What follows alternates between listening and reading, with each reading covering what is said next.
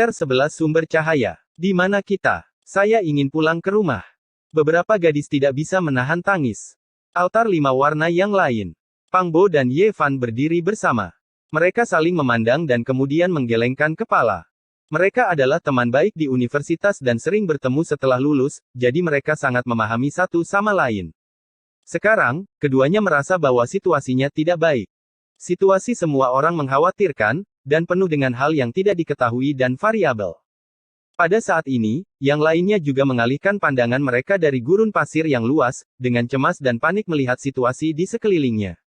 Peti mati perunggu besar terbalik di belakang mereka, dan di bawahnya ada altar batu 5 warna yang megah.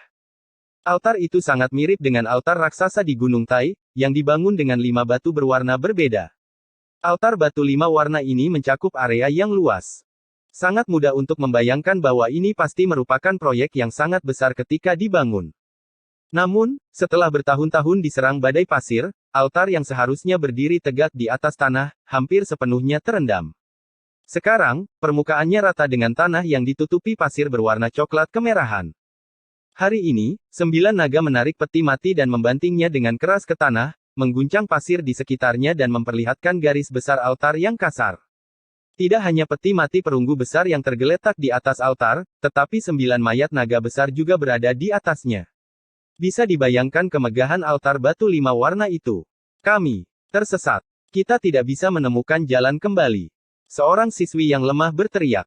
Tubuhnya bergoyang, dan jika bukan karena seseorang yang menopangnya, dia pasti sudah jatuh ke tanah. Wajah banyak orang pucat pasi. Pada saat ini, semua orang memikirkan segala macam kemungkinan. Pemandangan di depan mereka sangat mirip dengan dunia yang asing.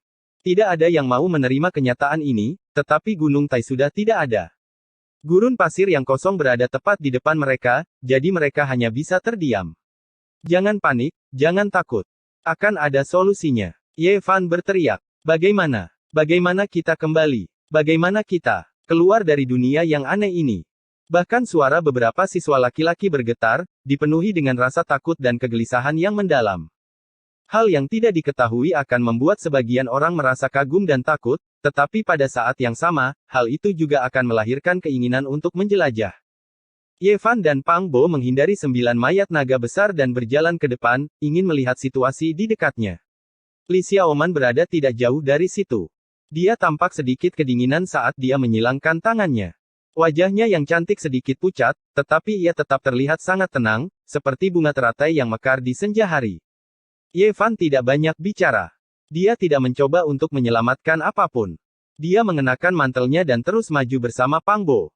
Melewati mayat naga raksasa dan peti mati perunggu, mereka melihat teman sekelas Li Xiaoman dari Amerika, Cat, yang juga mengamati situasi di dekatnya, berseru, "Tuhan," dari waktu ke waktu.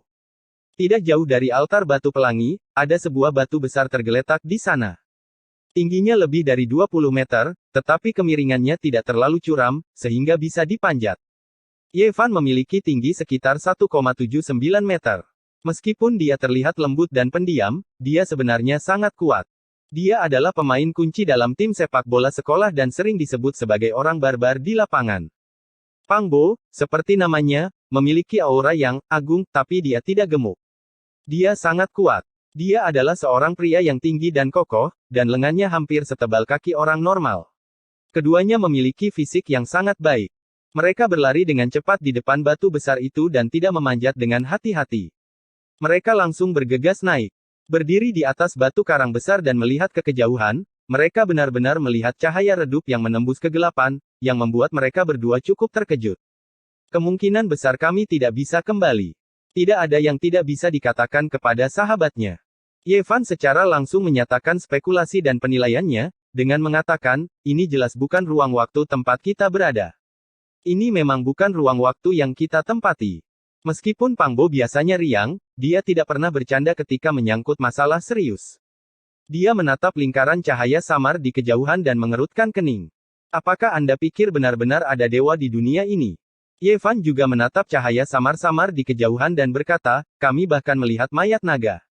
Saya pikir bahkan jika dewa yang hidup muncul di depan kita, saya tidak akan terkejut.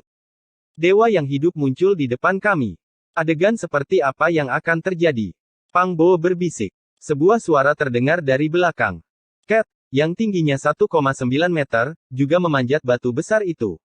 Ketika melihat cahaya di kejauhan, ia langsung berteriak kaget. Puji, dewa yang penuh belas kasihan, saya melihat cahaya. Dia berkata dalam bahasa Mandarin yang tidak terlalu fasih, lalu berbalik dan melambaikan tangannya ke belakang. Dia berteriak kepada Li Xiaoman, yang berada di tengah kerumunan, saya melihat cahaya. Kemudian, dia turun dari batu besar itu dan bergegas menuju Li Xiaoman.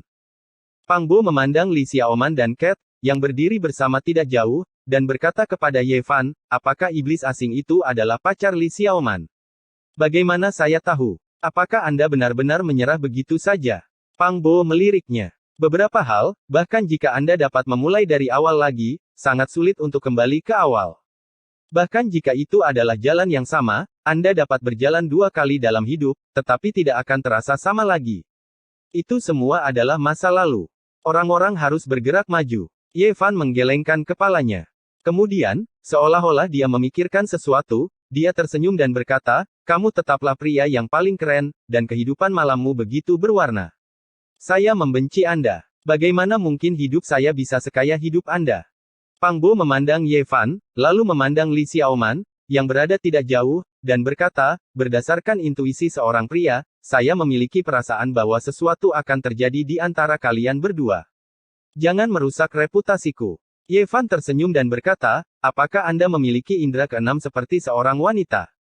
Pada saat ini, mungkin hanya mereka berdua yang masih bisa tersenyum. Keduanya bukan orang yang pesimis, dan apapun yang terjadi, sulit bagi mereka untuk mengerutkan kening. Tidak lama kemudian, banyak orang memanjat batu karang besar itu dan melihat ke kejauhan. Cahaya redup seperti kunang-kunang yang berkelebat, menembus ruang gelap, dan terpantul di mata semua orang. Meskipun sumber cahaya tidak terlalu terang, namun tampaknya telah menyalakan harapan semua orang. Banyak siswi yang bersorak-sorai. Ada cahaya redup di depan. Meskipun masih penuh dengan hal-hal yang tidak diketahui, semua orang ingin bergerak maju. Mungkin ini adalah sifat dasar manusia, takut akan kegelapan dan merindukan cahaya. Jangan kecewakan kami. Saya berharap keajaiban akan terjadi. Semua orang turun dari batu dan datang ke altar 5 warna untuk mendiskusikan langkah-langkah penanggulangan. Semua yang ada di sini sangat asing bagi kami. Meskipun ada cahaya di depan, lebih baik berhati-hati. Wang Ziwen lebih berhati-hati dan memberikan saran seperti itu. Zhou Yi sangat tenang. Mendengar ini, dia mengangguk dan berkata, benar. Mari kita kirim beberapa orang untuk mencari jalan. Lagi pula, bola cahaya itu sepertinya tidak terlalu jauh. Untuk berjaga-jaga, semua orang menyatakan persetujuan mereka. Tidak ada yang bisa memprediksi jalan yang tidak diketahui di depan, dan di lingkungan yang tidak dikenal, lebih baik berhati-hati. Bang! Tiba-tiba, sebuah getaran keras terdengar. Peti mati tembaga di altar 5 warna mengeluarkan suara logam. Saya merasa suara itu berasal dari dalam peti mati tembaga, kata seorang siswi yang berada paling dekat dengan peti mati tembaga dengan wajah pucat. Mendengar hal ini, ekspresi semua orang berubah. Orang harus tahu bahwa ada peti mati tembaga kecil di dalam peti mati raksasa. Chapter 12 Zhang Yinghuo. Jangan bicara omong kosong. Peti mati itu terbalik, tapi tutupnya tidak stabil. Pasti ada beberapa gerakan barusan, kata Lin Jia dengan tenang, mencoba menenangkan kerumunan. 9 bangkai naga yang sangat besar itu memiliki panjang lebih dari 100 meter. Mereka ditutupi sisik yang tebal dan bintik-bintik cahaya hitam berkedip-kedip saat mereka beristirahat tidak jauh dari sana. Peti mati perunggu itu panjangnya 20 meter. Peti mati itu menekan altar 5 warna, memberikan perasaan gelisah yang kuat. Saya rasa kita semua harus pergi dan menjelajahi bola cahaya di depan kita. Saya juga berpikir bahwa kita semua harus berjalan bersama. Banyak orang menyarankan hal ini. Jelas sekali bahwa mereka takut. Hampir tidak ada yang mau tinggal di sini lebih lama lagi. Pada akhirnya, semua orang dengan suara bulat setuju untuk pergi dan menjelajahi bola cahaya itu bersama-sama. Sebidang tanah ini terdiri dari tanah dan pasir berwarna coklat kemerahan.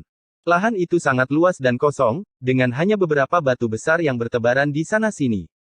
Ketika mereka berjalan melewati batu besar yang mereka panjat, Liu Yunzi berseru kaget, ada kata-kata di batu besar itu. Berputar ke sisi batu besar yang menghadap ke sumber cahaya, ia dapat dengan jelas melihat 2 karakter kuno yang terukir di batu besar itu. Masing-masing karakter kuno itu setinggi 5 hingga 6 meter, dengan kait besi dan guratan perak. Mereka gagah dan kuat, seakan-akan dibentuk oleh dua naga yang mengamuk. Sebagai contoh, karakternya jauh lebih rumit. Mereka mungkin diukir sejak lama, dan tidak ada yang tahu berapa lama mereka telah ada. Kerumunan orang berkumpul di depan dinding batu, menatap dua karakter kuno itu. Banyak orang mengerutkan kening, tidak dapat memahami maknanya. Sepertinya ini adalah naskah Bell Cauldron. Karakter pertama seharusnya adalah Ying. Zhou Yi mengenali karakter pertama. Dia mengerutkan kening dan bergumam dalam hati, tempat macam apa yang telah kita datangi. Ini memang aksara Bell Cauldron. Kedua karakter tersebut adalah Ying. Ye Fan berkata dengan santai setelah mengenali kedua karakter tersebut. Dia tampak tenang, tetapi makna dari kedua karakter tersebut mengguncang hatinya. Ying, bagaimana mungkin Ying? Dia tidak bisa mempercayainya dan hanya bisa menatap ke langit. Meskipun sangat gelap, namun tidak banyak bintang. Ying, apa maksudnya? Apakah Ying adalah sebuah tempat? Banyak orang yang bingung, tidak dapat memahami arti dari kedua karakter tersebut. Ketika Zhou Yi mendengar kata-kata Ying, hatinya bergetar seperti Ye Fan. Wajahnya memucat saat dia berkata, cahaya Ying, kebingungan. Kami benar-benar tidak bisa kembali. Ketika Wang Ziwen mendengar kata Mars, dia mengerti apa artinya. Dia menjelaskan kepada semua orang, saya khawatir ini bukan lagi bumi. Mars itu seperti api, dan itu disebut Mars pada zaman kuno. Itu adalah pertanda yang tidak menyenangkan. Pada zaman dahulu, Mars disebut Mars. Bertahun-tahun yang lalu, orang-orang dahulu telah menyadari bahwa Mars berwarna merah, dan kecerahannya sering berubah-ubah, berpendar seperti api. Selain itu, benda itu bergerak di langit. Kadang-kadang bergerak dari barat ke timur, dan kadang-kadang bergerak dari timur ke barat. Situasinya sangat rumit dan membingungkan. Pada zaman dahulu, hal ini disebut kebingungan fluoresensi. Pada zaman kuno, para kaisar percaya tahayul dan takut akan bintang bencana ini. Mereka percaya bahwa itu adalah pertanda yang tidak menyenangkan. Setiap kali bintang ini muncul, itu berarti pemecatan Perdana Menteri atau kematian kaisar. Generasi selanjutnya tidak percaya pada legenda tahayul seperti itu. Ya dewa. Di samping Li Xiaoman, Cat berusaha sebaik mungkin untuk memahami arti bahasa Mandarin dari dua kata tersebut, Ying Huo. Dia meraih tanah berwarna coklat kemerahan dan mengetuk bebatuan, sambil terus mengamati geologinya. Dia sangat terkejut hingga berteriak berulang kali. Bagaimana ini mungkin? Banyak orang yang terperangah, tidak dapat mempercayai kenyataan yang ada di depan mata mereka. Bumi yang berwarna coklat kemerahan di bawah kaki kita adalah Mars. Kita tidak lagi berada di bumi. Siapapun yang mendengar hasil ini akan tercengang. Itu sama sekali tidak masuk akal. Setengah jam yang lalu, mereka masih berada di puncak Gunung Tai, dan setengah jam kemudian, mereka sudah berdiri di Mars. Ini hanyalah cerita fantasi. Sosok Lin Jia ramping dan mempesona. Pada saat ini, pipinya yang indah agak pucat. Dia melirik kerumunan dengan mata Phoenix-nya dan berkata, saat ini, kita hanya bisa melihat ukiran batu ini. Kita tidak bisa memastikan apakah kita benar-benar berada di Mars atau tidak. Tapi, katanya permukaan Mars yang kering tertutup tanah merah dan kerikil. Bukankah itu yang kita lihat sekarang? Seorang siswi berkata dengan nada terisak. Manusia telah mengirimkan wahana antariksa untuk menjelajahi Mars pada tahun 1960-an. Pada tahun 1997, Mars Pathfinder berhasil mendarat di permukaan Mars. Setelah puluhan tahun melakukan eksplorasi, manusia tidak lagi tidak tahu apa-apa tentang Mars. Mereka telah memperoleh sejumlah besar informasi berharga. Tanah Mars mengandung oksida besi dalam jumlah besar. Karena paparan radiasi ultraviolet dalam jangka panjang, seluruh planet ini seperti dunia yang berkarat. Persis sama dengan apa yang kita lihat sekarang. Mungkinkah kita benar-benar telah meninggalkan bumi dan sekarang berdiri di planet lain? Seorang siswa laki-laki mengepalkan tinjunya dengan keras hingga buku-buku jarinya membiru. Selama proses ini, Ye Fan, Pang Bo, dan yang lainnya tetap tenang. Mereka yakin bahwa mereka tidak lagi berada di bumi. Mungkinkah ada yang lebih buruk dari ini? Apapun yang terjadi selanjutnya, tidak lebih dari ini. Kerumunan orang berdiri di depan batu raksasa untuk waktu yang lama sebelum akhirnya pergi, terus bergerak ke arah sumber cahaya redup di kejauhan. Kelihatannya tidak terlalu jauh, tetapi setelah berjalan lebih dari 500 meter, mereka masih belum sampai di tempat tujuan. Tampaknya mereka masih harus berjalan dengan jarak yang sama. Hati semua orang terasa berat. Hanya sedikit orang yang berbicara, dan suasananya sangat suram. Mereka takut secercah harapan terakhir akan padam. Bang! Pang Bo menendang sebuah kerikil di bawah kakinya, memunculkan awan debu. Pada momen ini, ia memperlihatkan ekspresi terkejut. Ia menyadari bahwa batu yang ditendang itu tampaknya adalah ubin. Ini benar-benar ubin. Ketika dia mengambil bagian ubin yang pecah, dia segera memastikan bahwa itu adalah ubin buatan manusia. Seketika itu juga, sekelompok orang berkumpul untuk melihat pecahan genteng tersebut. Banyak di antara mereka yang menunjukkan ekspresi gembira. Karena ada ubin, pasti ada bangunan. Ada orang yang tinggal di tanah ini. Ini tidak sesederhana altar 5 warna. Kita selamat. Kita pasti bisa keluar dari bahaya. Pesimisme berkurang, dan sukacita meningkat. Semua orang melihat harapan untuk bertahan hidup. Pada saat itu, langit sudah mulai gelap, dan langit bertaburan bintang. Ye Fan menatap langit berbintang dan melihat sebuah cakram buram tergantung di langit. Ukurannya setengah dari ukuran bulan yang terlihat di bumi, yang cukup untuk membuktikan bahwa tempat ini bukanlah bumi. Dan di arah lain, ada sebuah bintang terang sebesar kepalan tangan. Bintang itu jauh lebih terang daripada bintang pada umumnya, tapi sedikit lebih redup daripada bulan yang lebih kecil. Bintang itu terlalu terang untuk disebut bintang, tapi terlalu kecil dan redup untuk disebut bulan. Zhou Yi, Wang Ziwen, dan Liu Yunzi berdiri di dekatnya. Mereka memperhatikan tindakan Ye Fan dan mau tidak mau mendongak ke atas. Ketika mereka melihat 2 bulan kecil yang menggantung di langit, ekspresi mereka berubah. Chapter 13 Reruntuhan Kuil. Ini. Meskipun mereka sudah siap secara mental, namun wajah mereka masih dipenuhi kekecewaan. Dipengaruhi oleh orang-orang ini, yang lain juga melihat ke langit berbintang dan segera menemukan fakta bahwa ada 2 bulan yang menggantung di langit. Bagaimana ini bisa terjadi? Banyak orang yang hanya bisa berteriak. Secerca harapan terakhir untuk kembali ke rumah telah hancur. Mereka tidak akan pernah bisa melihat orang-orang yang mereka cintai lagi. Banyak siswi yang menangis. Semua orang sudah memahami bahwa pada saat ini, mereka benar-benar jauh dari bumi dan tidak dapat kembali. Mars memiliki 2 bulan, setara dengan bulan yang kita lihat di bumi. Cat berkata pada dirinya sendiri dalam bahasa Mandarin yang patah-patah, lalu dengan cepat mengatakan banyak hal dalam bahasa Inggris, bercakap-cakap dengan Li Xiaoman. Selama beberapa dekade terakhir, beberapa wahana antariksa telah mengirimkan kembali banyak informasi berharga tentang Mars ke bumi. Kedua bulan yang mengorbit Mars merupakan benda langit yang sangat kecil.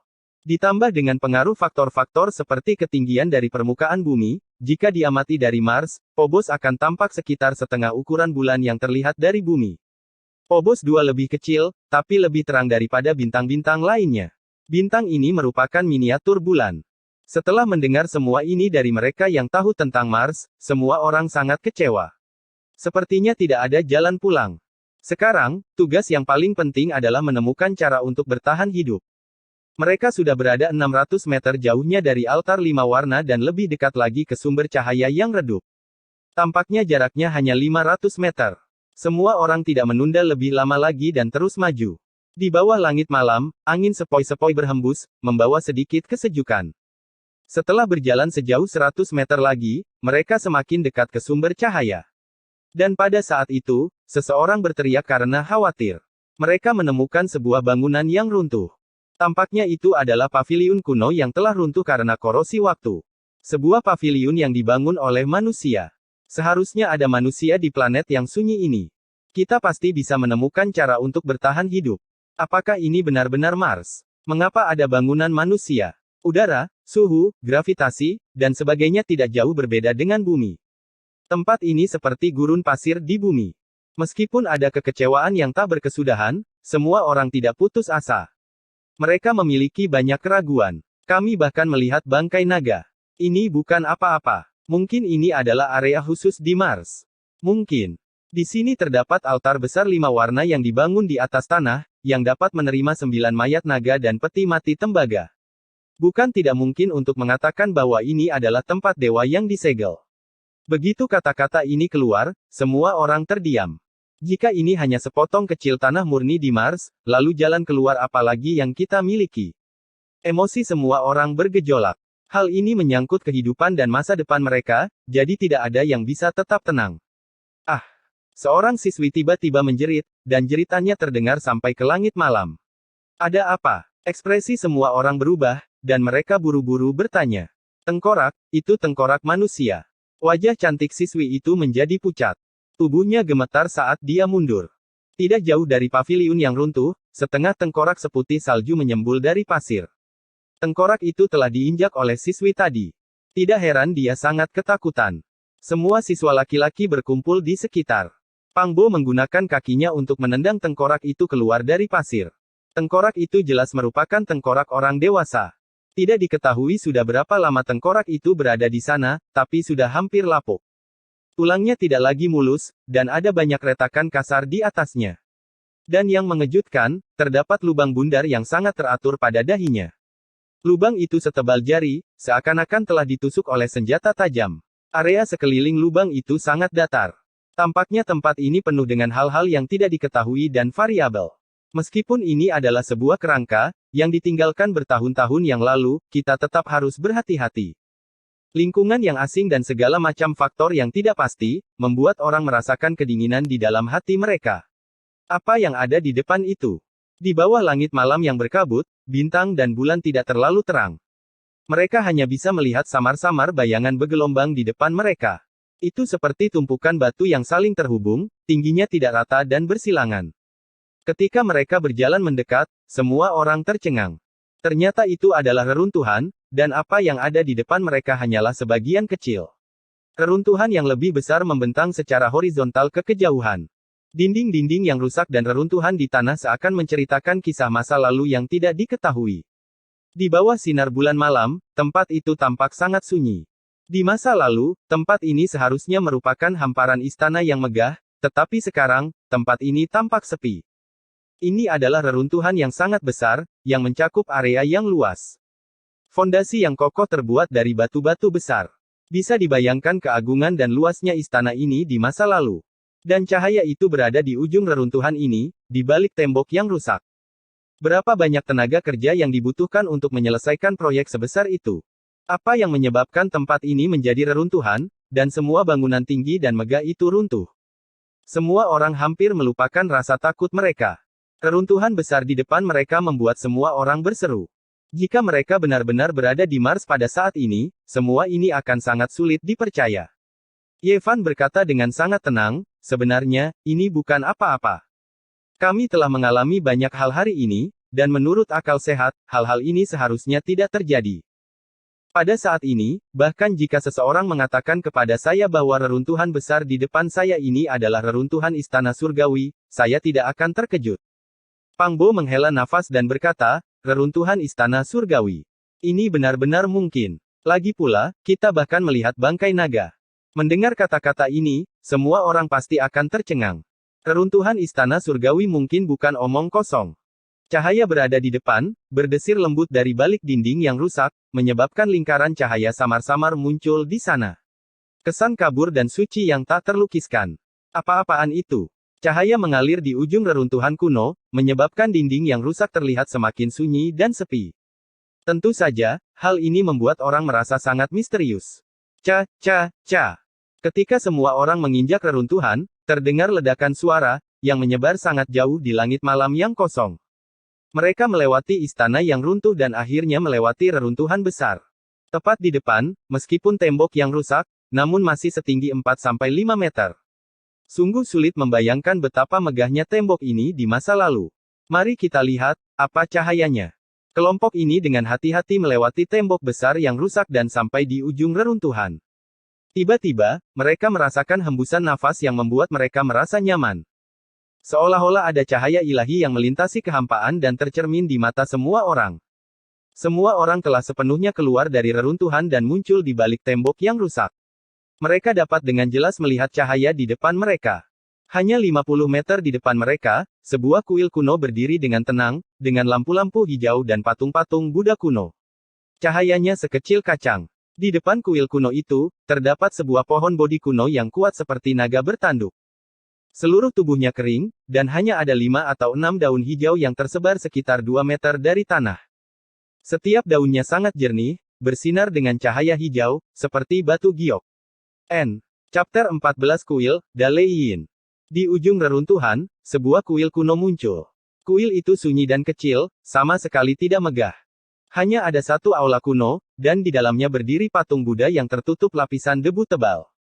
Di sampingnya terdapat sebuah lampu perunggu kuno yang berkedip-kedip dengan cahaya. Di depan kuil kuno itu terdapat pohon kuno Bodhi yang sangat besar.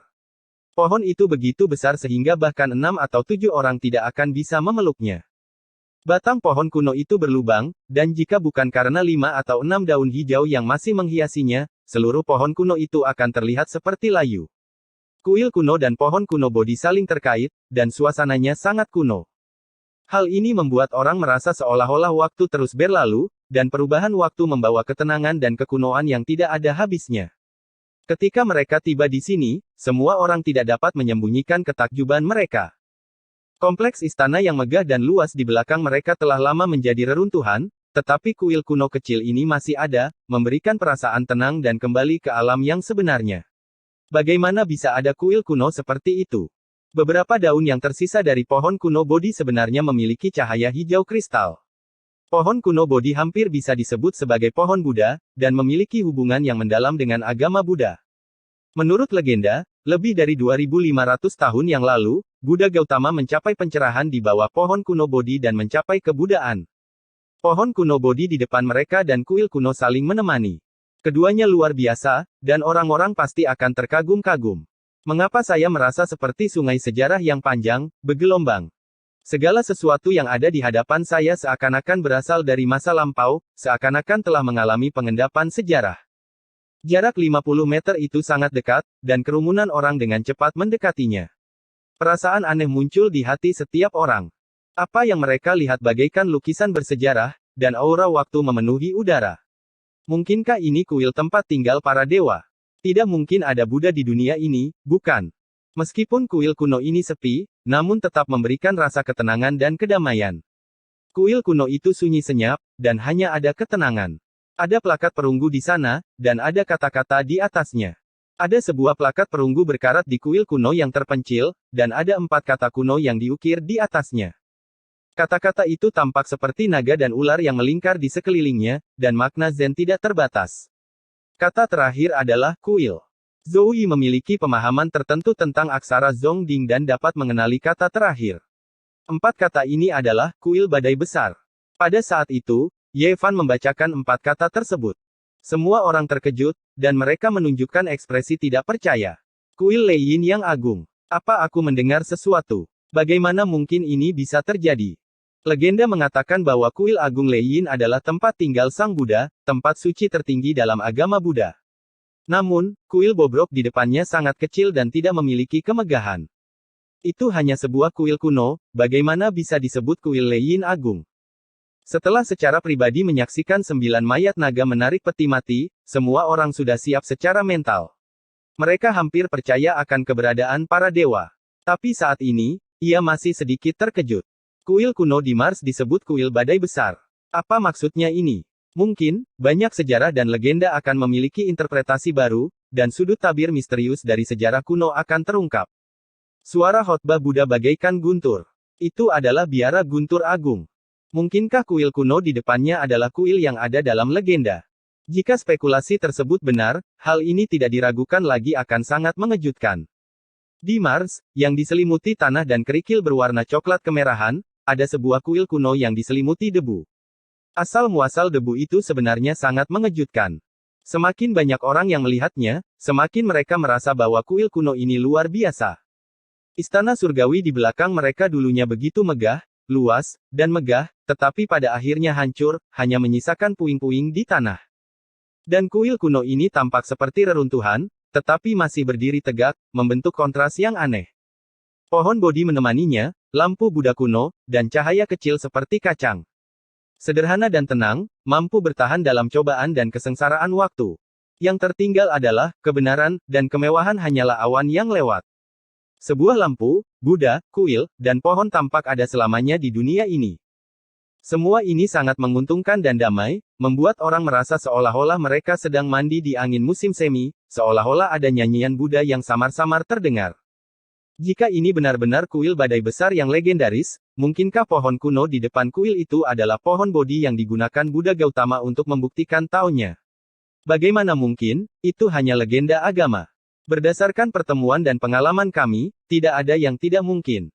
Semua yang telah dialami semua orang hari ini membuat mereka merasa seperti mimpi, tetapi inilah kenyataan yang sebenarnya. Pada saat ini, Ye Fan tiba-tiba berjalan ke depan, dan Pang Bo berjalan bersamanya, dan mereka berdua berjalan langsung ke kuil kuno. Pada saat yang sama, Zhou Yi dengan cepat mengikuti, dan Wang Ziwen mengikuti dari belakang, memasuki kuil kuno. Di belakang mereka, Liu Yunzi sepertinya memikirkan sesuatu, dan ekspresinya tiba-tiba berubah saat dia dengan cepat bergegas. Yang lainnya juga tampak terbangun dari mimpi. Jika ini adalah kuil badai besar, maka ini adalah kediaman para dewa. Meskipun sudah lama ditinggalkan dan tertutup lapisan debu yang tebal, namun tempat ini masih merupakan tempat yang luar biasa. Kuil kuno itu sangat kecil, dan hanya berupa aula Buddha. Itu kosong, dan hampir tidak ada yang lain. Ye Fan langsung menuju ke Buddha batu, dan mengambil lampu perunggu yang menyertainya. Lampu perunggu itu biasa saja, dan gayanya sederhana serta tanpa hiasan, tetapi terasa hangat saat disentuh, tanpa kesan logam yang dingin dan keras. Malahan, rasanya seperti memegang sepotong batu giok yang hangat. Yang mengejutkan adalah kuil kuno itu penuh dengan debu, tetapi lampu perunggu itu tidak ternoda, seolah-olah bisa mengisolasi debu. Kuil ini pasti belum dibersihkan selama bertahun-tahun, dan lapisan debu tebal telah menumpuk, tetapi lampu kuno dapat menghindari debu, dan masih terang. Ye Fan tidak bisa tidak merasa terkejut. Mungkinkah itu telah dinyalakan sejak zaman kuno hingga sekarang? Tempat ini benar-benar bersih. Selain patung Buddha batu dan lampu perunggu, tidak ada lagi yang tersisa. Pang Bo melihat sekelilingnya, tapi sayangnya tidak melihat artefak lainnya. Pada saat ini, Zhou Yi, yang telah mengikuti mereka berdua, menginjak lapisan debu yang tebal, dan dengan sebuah dentang, dia mengeluarkan mangkuk sedekah. Pada saat yang sama, Liu Yunzi dan yang lainnya juga memasuki kuil kuno. Semua orang tidak bersuara, dan mereka semua diam-diam mencari. Pada awalnya, mereka tidak melepaskan diri dari pemikiran mereka yang tetap, dan menghadapi kuil kuno dengan ketidakpastian. Mereka masih mempertimbangkan berbagai hal dengan mentalitas yang mereka miliki saat berada di bumi. Baru setelah Ye Fan menjadi orang pertama yang bergerak, mereka tiba-tiba menyadari bahwa mereka sekarang berada di planet lain, dan mereka menghadap kuil Leiyin besar, yang kemungkinan besar merupakan kediaman Buddha yang legendaris. Mungkin ada artefak yang ditinggalkan oleh para dewa. Tiba-tiba, Ye Fan mendengar nyanyian Buddha yang samar-samar, seolah-olah datang dari luar angkasa. Pada awalnya, ia mengira itu adalah ilusi, tetapi nyanyian Buddha secara bertahap menjadi lebih keras, dan terus terdengar di seluruh kuil kuno. Kesannya hikmat, luas, mendalam, dan mendalam. Kemudian, semua debu di kuil kuno itu menyebar, dan tidak ada debu atau kotoran. Kuil itu menjadi bersih, dan mantra 6 suku kata itu benar-benar berbunyi, Weng, Ma, Ni, Pat, Mi, Ham. N. Chapter 15 Pohon Bodhi. Ada apa denganmu? Suara Pang Bo terdengar di telinga Ye Fan saat dia mengguncang bahunya. Ye Fan merasa seolah-olah dia baru saja terbangun dari mimpi. Tidak ada nyanyian Buddha atau nyanyian Buddha. Kuil kuno itu masih sama dengan lapisan debu yang tebal, dan yang lainnya bersikap seolah-olah mereka tidak mendengar apapun. Apakah ini benar-benar kuil Leiyin yang agung? Bisiknya dalam hati. Meskipun apa yang baru saja dia dengar dan lihat hanya sekilas, mengapa terasa begitu nyata? Hal ini membuatnya linglung, karena ia memikirkannya dengan saksama. Ye Fan menatap lampu perunggu kuno di tangannya, tetapi tidak ada yang istimewa dari lampu itu. Ada beberapa pola yang terukir di atasnya, sederhana dan alami. Tidak ada yang aneh tentang itu. Sajadah.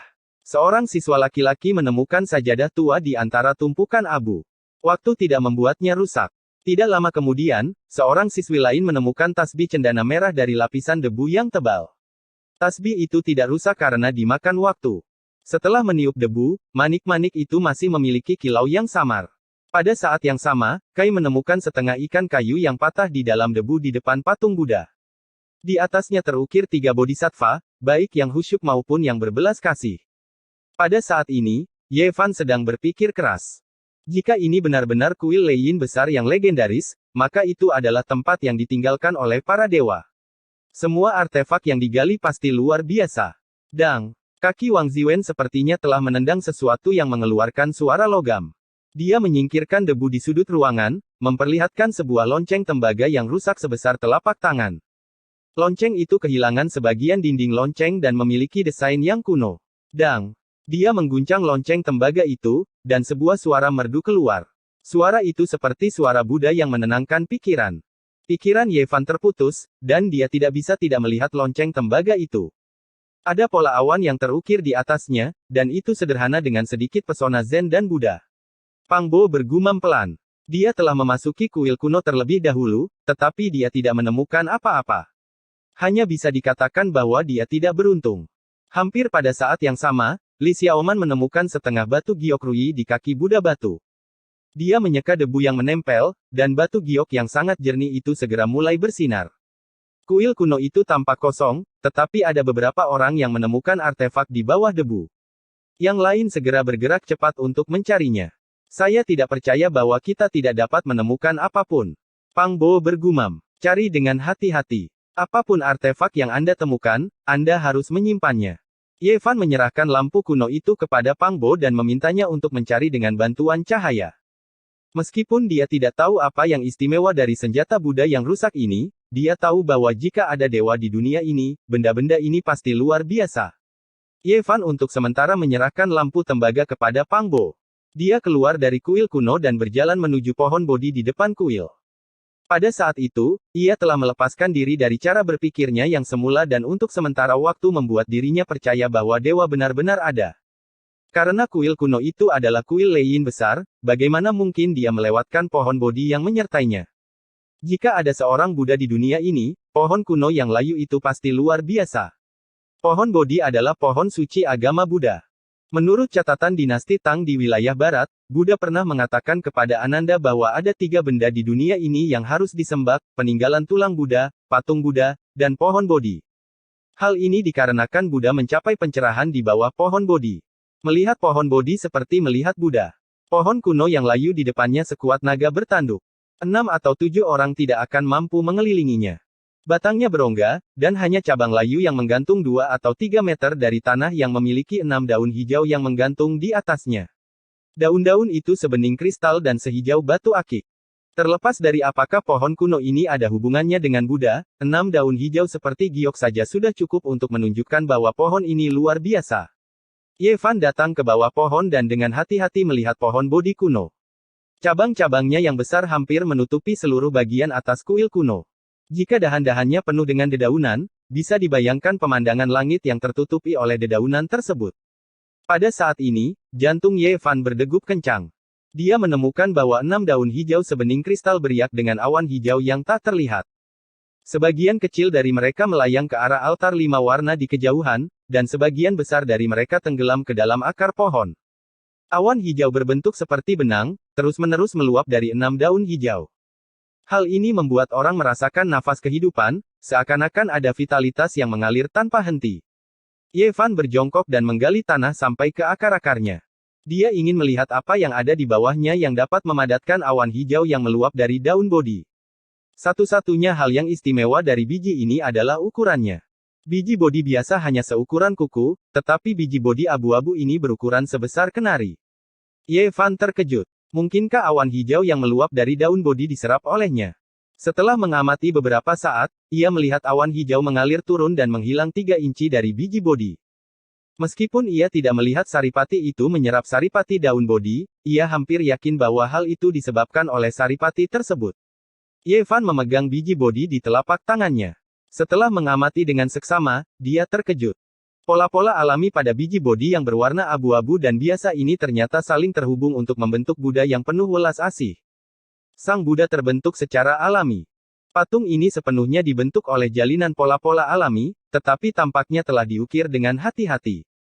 Diagram Buddha abu-abu itu sederhana dan alami, dan ada irama Zen yang samar-samar datang darinya.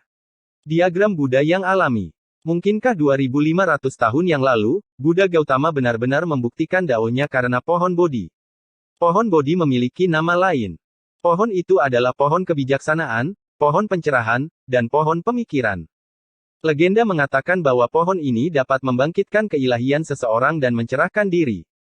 Ye Fan mengangkat biji Bodhi tinggi-tinggi di atas kepalanya, menghadap ke 6 daun hijau di atasnya. Kecepatan kabut hijau yang mengalir keluar langsung meningkat, dan aura vitalitas menjadi lebih padat dan lebih padat, semuanya terkonsentrasi pada benih Bodhi. Tentu saja, cahaya itu masih menghilang 3 inci dari biji itu. Pop, sebuah suara ringan terdengar. Daun bodi yang berkilauan dan tembus pandang mengalir dengan untaian terakhir cahaya warna-warni hijau sebelum hancur dan berubah menjadi abu yang melayang turun. Pada titik ini, Ye Fan akhirnya yakin bahwa biji bodi itu terlihat biasa saja, tetapi sangat luar biasa. Dia dengan hati-hati menyimpannya. Pada saat itu, ia melihat ada banyak bubuk di tanah. Itu sama dengan abu daun bodi. Mungkinkah semua daun bodi di pohon itu lenyap seperti ini?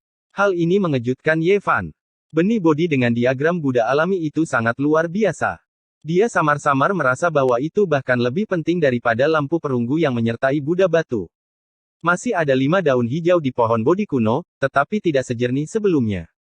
Ye Fan tidak memetiknya. 1 biji bodi sudah cukup. Dia tidak ingin menarik perhatian. Pada saat itu, 7 atau 8 orang lainnya menemukan artefak Buddha yang berbeda. Liu Yunzi sebenarnya menemukan setengah dari alu emas di balik batu Buddha. Meskipun telah terkubur dalam debu selama bertahun-tahun, benda itu masih bersinar terang ketika digali. Benda itu memberikan perasaan yang berat dan kental.